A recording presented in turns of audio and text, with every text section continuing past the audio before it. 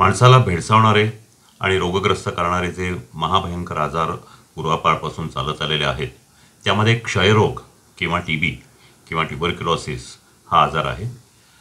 अनेक वर्षांपर्यंत म्हणजे साधारणतः 1940-50 पर्यंत ह्या आजारावर औषधही नव्हतं आणि त्याच्यामुळं हा आजार झाला की लोक मृत्यू पावायचे. हा आजार मुख्यत्वे गरीब वर्गातून, ज्यांचं पोषण मूल्य कमी आहे, ज्यांचं वजन खूप कमी आहे, ज्यांची प्रतिकारशक्ती कमी आहे, अशा व्यक्तींना होतो.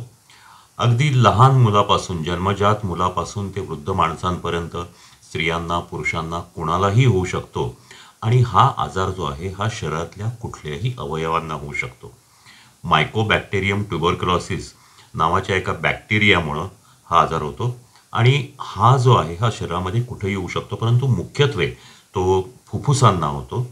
आणि ज्या वेळेला हे विषाणू किंवा हे जीवाणू ज्यावेळेला मोठ्या प्रमाणात आपल्या शरीरात जातात त्यावेळेला हा आजार होतो.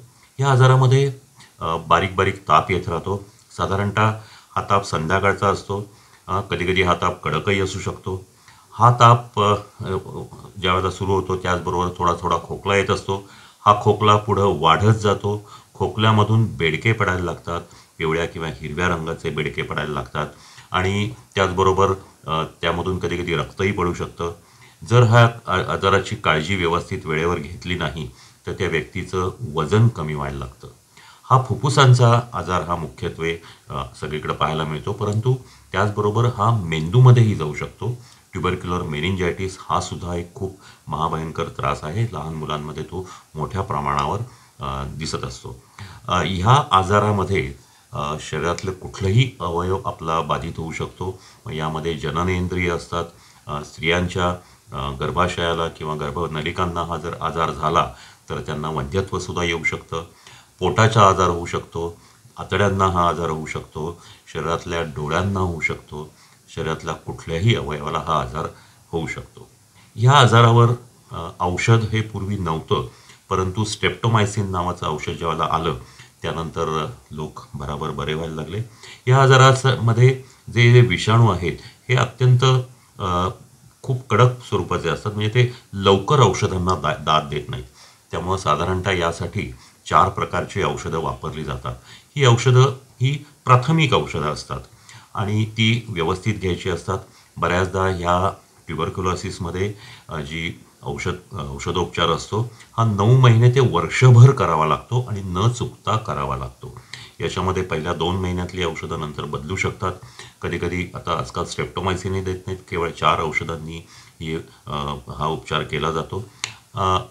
ही औषधं तशी महाग आहेत, परंतु भारत सरकारने सर्व नगरपालिका किंवा कॉर्पोरेशनच्या दवाखान्यामध्ये, प्रायमरी हेल्थ सेंटरमध्ये आणि ठिकठिकाणच्या सर्व सरकारी दवाखान्यांमध्ये या आजारांचे औषधोपचार हा उपलब्ध आहे.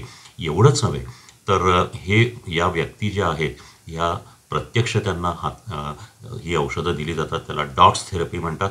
आणि जर एखाद्या व्यक्तीने जर औषध घेतलं नाही, 9 महिने वर्षभर घ्यायचं आहे, तर या ट्युबरक्युलोसिस विभागातले आरोग्य खात्याचे लोक त्याच्या घरी जाऊन त्याला हे औषध घेण्यास भाग पडतात. परंतु तरीसुद्धा गरिबीमुळं किंवा अजाणतेपणामुळं लोक ही औषधं घेत नाहीत. भारत सरकारने गेली 2-3 वर्ष या व्यक्तींचं नावं ही आपल्याला रजिस्टर करावी लागतात. त्यांनी जर ती रजिस्टर केली, त्याच्यामध्ये त्यांचा बँक अकाउंट जर दिला तर दर महिन्याला 500 रुपये त्यांना खाण्यापिण्यासाठी मिळू शकतात. ह्या आजारामध्ये सर्वात महत्त्वाची गोष्ट जी आहे ती म्हणजे नियमित औषध घेणं आणि खाणं पिणं व्यवस्थित ठेवणं. आणि त्याचबरोबर सुरुवातीला काही काळ विश्रांती घ्यावी लागते आणि डॉक्टरांकडे जाऊन तपासण्या कराव्या लागतात. ज्यावेळेला अशा पद्धतीचा कुठलाही एखाद्या व्यक्तीला खोकल्याचा आजार असेल, तो 15 दिवसांपेक्षा जास्ती असेल, ताप येत असेल, त्याचं वजन कमी होत असेल, अन्नावरची वासना कमी झाली असेल, तर त्यांनी त्वरित डॉक्टरांना दाखवावं. याचं निदान करताना या व्यक्तीचं रक्त तर तपासलं जातं, पण मुख्यत्वे थुंकी तपासली जाते. आणि या थुंकीमध्ये ट्युबरक्युलोसिसचे हे जे जीवाणू आहेत, हे जे बॅक्टेरिया आहेत ते शोधले जातात आणि त्याच्याप्रमाणे उपचार केला जातो. कित्येकदा हे बॅक्टेरिया जे आहेत हे अतिशय कमी प्रमाणात असतात. त्याच्यामुळं विविध प्रकारच्या काही ॲडव्हान्स टेस्टसुद्धा आहेत की ज्यामधून या आजाराचा इलाज होऊ शकतो. जर औषधं व्यवस्थित घेतली तर हा आजार 100% बरा होतो. परंतु अजाणतेपणामुळं लोक ह्याचं नियमितपणे ही औषधं घेत नाहीत. 9-9 महिने औषधं घ्यायची, वर्ष-वर्ष औषधं घ्यायची हे लोक टाळत असतात आणि यामुळं हे ज्यावेळेला औषधं ही लोक घेत नाहीत किंवा ती नियमित स्वरूपात घेत नाहीत, जी 4 गोळ्या आहेत त्यातल्या 2 गोळ्या घेतल्या, 2 गोळ्या घेतल्या नाही, असा अनियमितपणा केला तर हा आजार जास्ती बळावू शकतो. एवढंच नव्हे तर ह्या अनियमितपणामुळं आणि लोकांच्या या धरसोड वृत्तीमुळं ट्युबरक्युलोसिसचे जे औषधं आहेत ही हळूहळू हे जंतू पचवायला लागलेले आहेत. म्हणजे ह्या कित्येक औषधांचा आता ट्युबरक्युलोसिसच्या जंतूंवर परिणाम होत नाही. पूर्वी एक काही वर्षांपूर्वी एकच औषध चालायचं नाही कुठलं तरी, त्यामुळं त्याला रेझिस्टंट ट्युबरक्युलोसिस म्हणायचं, ड्रग रेझिस्टंट ट्युबरक्युलोसिस. काही दिवसांनी असं लक्षात आलं की एकापेक्षा जास्ती औषधांना हा रेझिस्टन्स किंवा हे प्रतिरोध येतोय आणि जंतू ते पचवत आहेत. त्यावेळेला त्याला मल्टी ड्रग रेझिस्टन्स ट्युबरक्युलोसिस म्हणायला लागले. परंतु गेल्या काही वर्षात ह्या धरसोड वृत्तीमुळं आणि रुग्णांनी औषधं व्यवस्थितपणे न घेतल्यामुळं ट्युबरक्युलोसिसची जी सर्व प्राथमिक औषधं आहेत यांना रेझिस्टन्स आलेला आहे. त्याच्यामुळे TDR tuberculosis, total drug resistance tuberculosis किंवा XDR ट्युबरक्युलोसिस असं त्याला म्हणतात आणि याच्यामध्ये रुग्ण खरोखरच अत्यवस्थ होऊ शकतो आणि दगावण्याची शक्यता असते. यासाठी जी नवीन औषधं आहेत तीसुद्धा सरकारकडे उपलब्ध असतात आणि ज्यांना या पद्धतीचा रेझिस्टंट ट्युबरक्युलोसिस आहे त्याप्रमाणे त्यांच्या तपासण्या करून या गोष्टी कराव्या लागतात.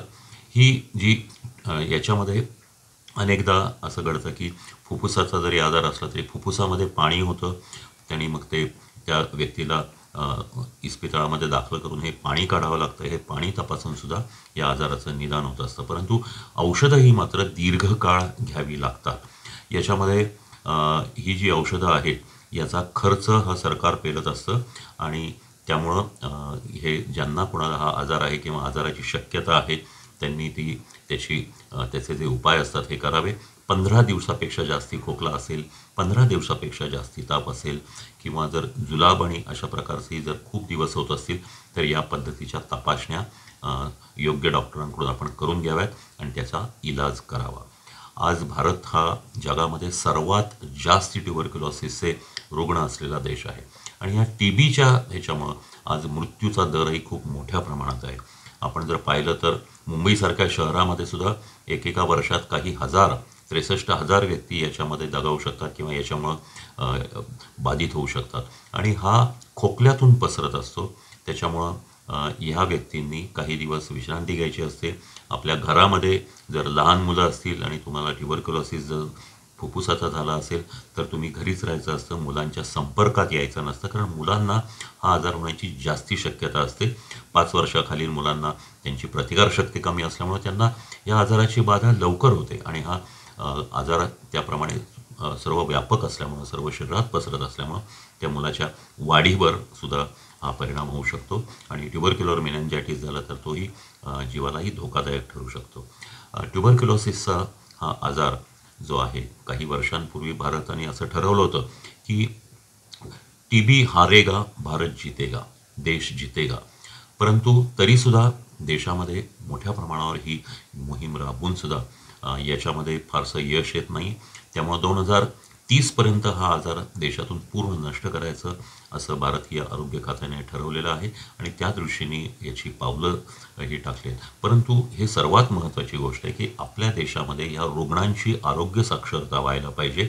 ही औषधं नियमितपणे दीर्घकाळ आपण घेत राहिलं पाहिजे आणि थोड्या छोट्या मोठ्या गोष्टींसाठी जर काही आपल्याला त्रास असेल तर डॉक्टरांचा सल्ला घेऊनच ही औषधं घ्यायला पाहिजेत. कुठलाही आजार हा अंगावर काढणं हा धोकादायक असतो आणि ट्युबरक्युलोसिससारखा किंवा क्षयरोगासारखा हा आजार आहे हा जीवाला तर केवळ धोकादायक होतोच, परंतु तुमच्या घरामधल्या आणि घराच्या आजूबाजूच्या लोकांमध्येही हा पसरू शकतो आणि या आजाराची प्रसार जास्ती मोठ्या प्रमाणात होऊ शकतो. ह्या आजारावर जर आपण काळजी घेतली, जर व्यवस्थित औषधं घेतली तर तो 100% बरा होऊ शकतो.